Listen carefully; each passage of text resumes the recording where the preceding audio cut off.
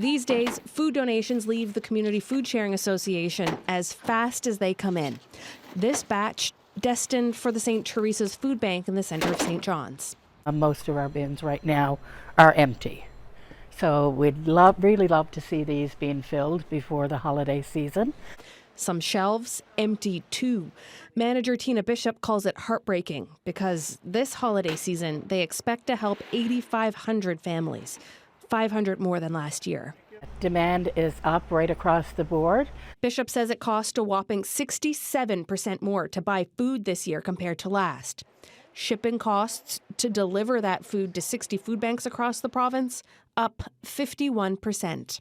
That's hundreds of thousands of dollars extra for a nonprofit that relies solely on donations. As the demand and cost of food rises, Tina Bishop has a few ideas about solving food insecurity.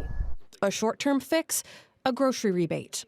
And we've seen in the past that that works incredibly well. People are using that money to go purchase food for their families. In the longer term, a review of income support, since Food Banks Canada says 62% of food bank clients in this province are on it. They need to really look at that program. It's not sufficient for people to be able to live on. So, you know, it certainly needs some adjustments to be able to give people enough to be able to put food on the table. A basic right is food on the table. These here, this is all donations, by the way. This came from supermarkets. We get a lot of food from Sobeys.